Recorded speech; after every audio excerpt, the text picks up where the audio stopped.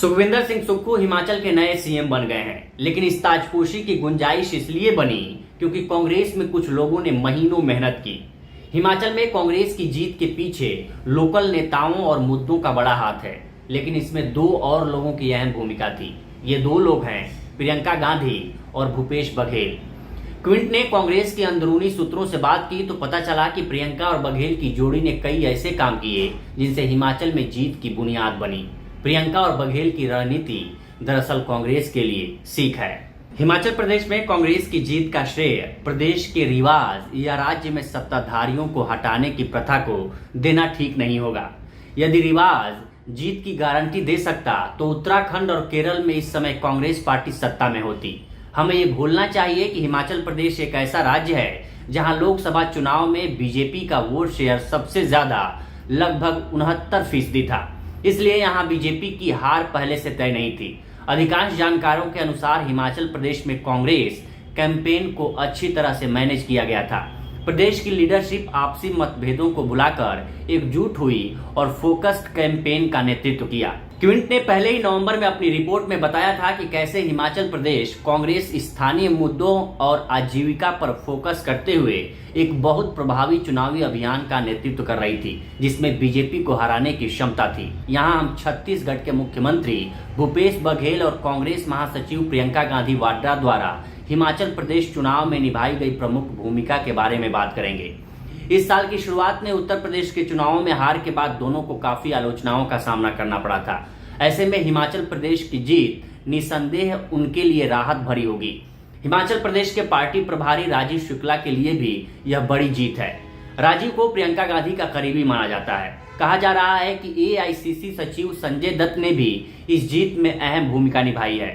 इस बार के हिमाचल प्रदेश विधानसभा चुनाव में भूपेश बघेल और प्रियंका गांधी की भूमिका के बारे में और अधिक जानकारी जुटाने के लिए हमने हिमाचल प्रदेश चुनाव अभियान में शामिल कई लोगों से बात की, जिनमें प्रदेश इकाई के नेता, कैंपेन के लिए अन्य राज्यों से यहां आए नेता, प्रियंका गांधी और भूपेश बघेल की टीमों के सदस्य के अलावा यहां के कैंपेन पर काम करने के लिए रखी गई फर्म शामिल थी।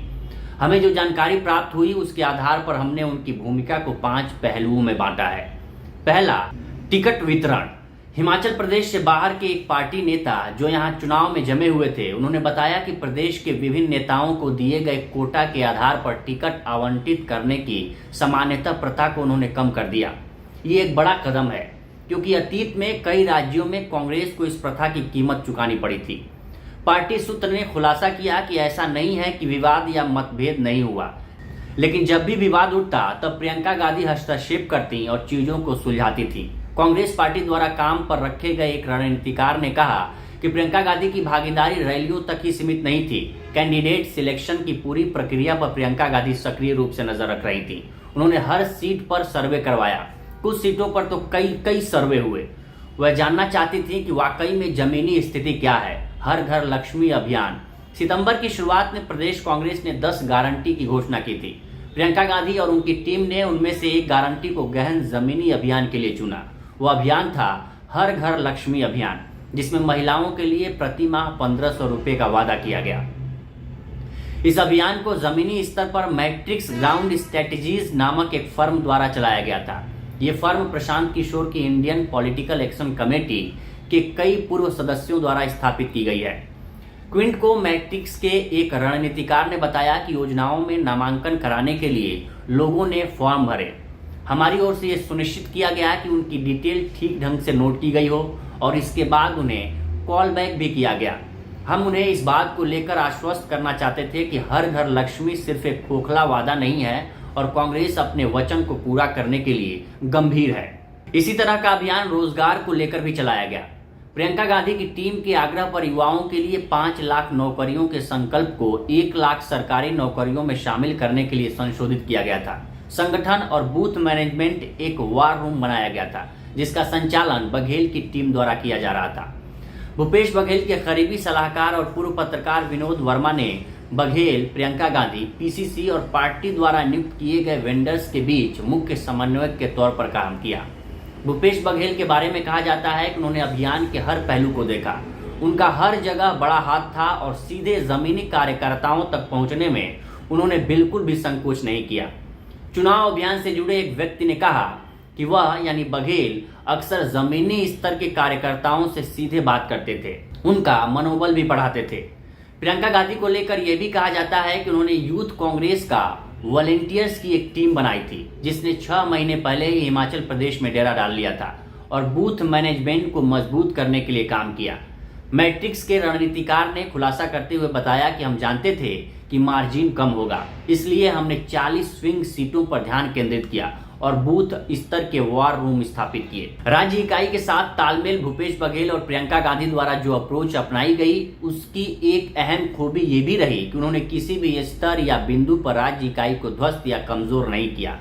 प्रियंका गांधी की टीम के एक सदस्य ने बताया कि इस चुनाव कैंपेन की आत्मा और दिल प्रदेश कांग्रेस थी। इसका पूरा श्रेय उन्हें जाता है। हम उनकी ताकत को बढ़ाना चाहते थे, उनकी बाधा नहीं बनना चाहते थे। राज्य के सभी नेताओं में सत्ता में वापस आने की भूख थी, क्योंकि वे जानते थे कि एक हार से भविष्य में रिवाइव करना मुश्किल हो सकता है। इस फैक्ट की वजह से ये काम आसान हो गया था। कुल मिलाकर प्रदेश इकाई में ये भावना है कि चाहे बघेल हों, प्रियंका गांधी हों या राजीव शुक्ला हों, केंद्रीय नेताओं की भागीदारी सकारात्मक थी। सचिन पायलट एक अन्य नेता थे जिन्होंने अंत में कदम बढ़ाया और प्रभाव डाला। शुरुआत में उन्हें सीमित संख्या में रैलियों को संबोधित करना था, लेकिन उन्हें मिली जबरदस्त प्रतिक्रिया के बाद ऐसा कहा जाता है कि उन्होंने प्रियंका गांधी और प्रदेश इकाई से कहा कि वह जितनी चाहें उतनी सभाओं को संबोधित करने को तैयार हैं। बघेल प्रियंका समीकरण। प्रियंका गांधी की टीम के एक सदस्य ने बताया कि भूपेश बघेल के साथ प्रियंका के खास तौर पर अच्छे कामकाजी संबंध हैं। उनके साथ काम को वे एंजॉय करती हैं। उस टीम मेंबर ने आगे बताया कि बघेल 24/7 राजनेता हैं और पूरी तरह से पार्टी कार्यकर्ताओं के लिए प्रतिबद्ध हैं। इसके अलावा सीमित संसाधनों के साथ धारदार कैंपेन चलाने की कला में भी उन्हें महारत हासिल है। उत्तर प्रदेश और हिमाचल प्रदेश के चुनावी अभियानों के दौरान प्रियंका गांधी और भूपेश बघेल के साथ नजदीकी से जुड़कर काम करने वाले एक व्यक्ति से जब हमने पूछा कि उत्तर प्रदेश की हार से क्या गांधी और बघेल ने कोई सबक सीखा, तब उस व्यक्ति ने कहा कि हाँ, मुझे लगता है कि उत्तर प्रदेश में हमने लोगों को पार्टी में बनाए रखने के लिए पर्याप्त प्रयास नहीं किए। वहां यह मानसिकता थी कि कोई जा रहा है तो उसे जाने दो, यह हमारे लिए हानिकारक रहा। सूत्र ने आगे कहा कि हिमाचल में हमने इसे दोहराने की कोशिश नहीं की। अगर कोई पार्टी छोड़ना चाहता था तो शीर्ष नेताओं ने उन्हें पार्टी में बनाए रखने की पूरी कोशिश की। कुछ बीजेपी नेता भी थे जो हमारी पार्टी में शामिल होना चाहते थे, लेकिन हम उनकी शर्तों से सहमत नहीं हो सके। हालांकि पार्टी के नेताओं ने उनके साथ अच्छे संबंध बनाए रखे और बातचीत के सभी द्वार खुले रखे। सूत्र ने यह भी बताया कि अब निर्दलीय के रूप में जो जीते हैं उनमें कुछ उम्मीदवार ये भी हैं।